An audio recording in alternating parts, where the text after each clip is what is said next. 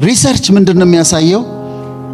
ጥሩ ጓደኞች ያላቸው አንድ ጥሩ ጓደኛ ያላቸው ሰዎች ሁለት ጥሩ ጓደኛ ያላቸው ሰዎች የአእምሮ ጤንነታቸው ከፍተኛ ነው ይባላል። ሜንታል ዳይሜንሽን ለአእምሮአችሁ ምን እያደረጋችሁለት ነው?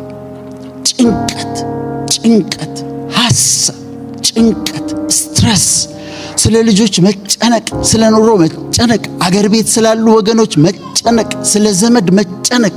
ለሜንታል ዌልነሳችሁ ሜዲቴሽን፣ ሰላም፣ ጥሩ ነገር መስማት፣ ጥሩ ነገር ማንበብ፣ ሜንታል ዌልነሳችሁን መጠበቅ አለባችሁ።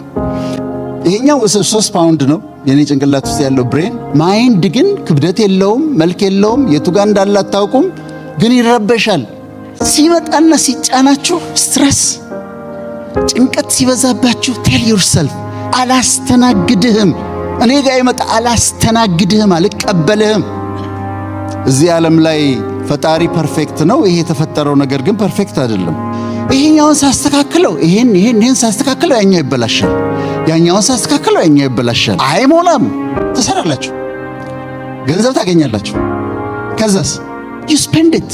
ሁሉ ነገር ኖሯችሁ መንፈሳዊ ህይወት ላይ ከደከማችሁ ደግሞ እሱ ደግሞ አይሆንም።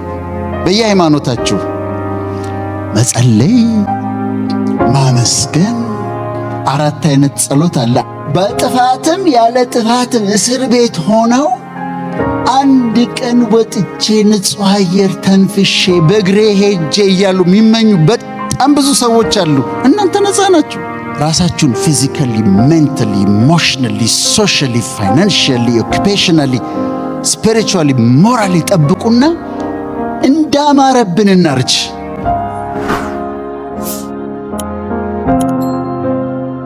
ደህና ስለመሆን ነው ጥቂት ማካፈላችሁ። ደህና ስለመሆን ዳይሜንሽንስ ኦፍ ዌልነስ ይባላል። የተለያዩ ዳይሜንሽንስ ኦፍ ዌልነስ አሉና ደህና ነህ ወይ ስንባልና ደህና ነኝ ስንል ምን ማለታችን ነው? ደህና ነሽ ወይ ሲባል ሲጠየቅና ደህና ነኝ ብለሽ ስትመልሺ ምን ማለት ነው? እነዚህ ዳይሜንሽንስ አሉት። የመጀመሪያው ዳይሜንሽን ኦፍ ዌልነስ የሚባለው ፊዚካል ዌልነስ ነው፣ ወይም አካላዊ ደህንነታችን ነው። አካላዊ ደህንነታችን ፊዚካል ዌልነስ የሚባለው አሁን ይሄ ሰውነት አለኝ፣ በዚሁ ሰውነት ነው የምኖረው። ይሄው ሰውነት ነው የሚያረጀው፣ ይሄው ሰውነት ነው የሚሞተው፣ ይሄው ሰውነት ነው በኋላ እንትኑ ሳጥን ውስጥ ገብቶ የሚቀበረው። ይሄው ሰውነት የእናንተም እንደዛው ነው። ለዚህ ሰውነታችሁ ምን እያረጋችሁለት ነው?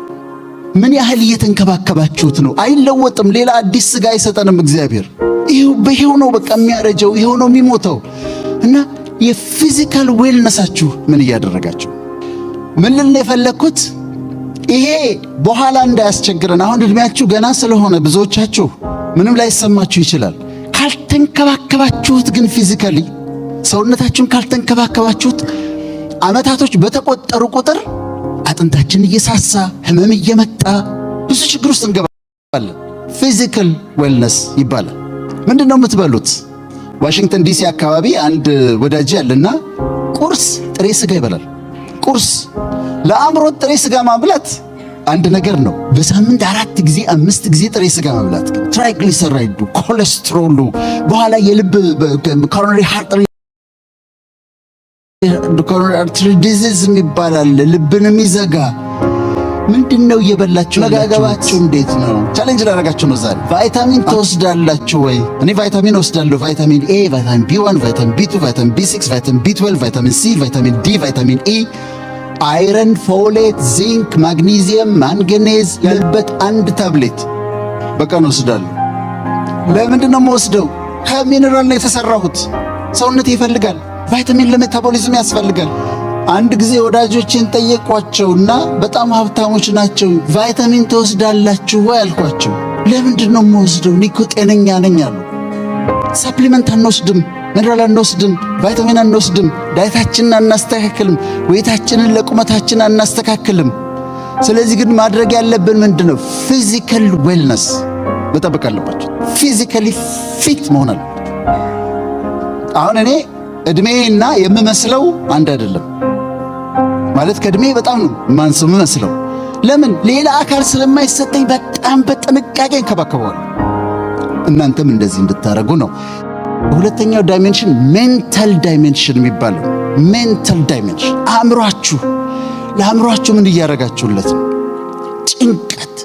ጭንቀት፣ ሐሳብ፣ ጭንቀት፣ ስትረስ፣ ስለ ልጆች መጨነቅ፣ ስለ ኑሮ መጨነቅ፣ አገር ቤት ስላሉ ወገኖች መጨነቅ፣ ስለ ዘመድ መጨነቅ። ከሰይጣን ቀጥሎ ጠላታችሁ ስትረስ ነው። እንደ ስትረስ ጠላት የላችሁም። የሚገርመው ደግሞ 99% of the things that you worry about they will never happen።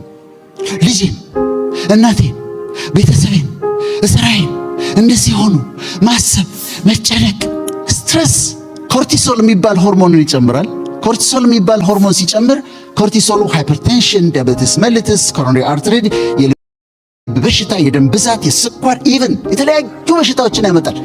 ጠላታችን ነው። ጭንቀት ሲመጣ እኔ ጋርም ይመጣል እኮ ዞር በልልኝ ነው።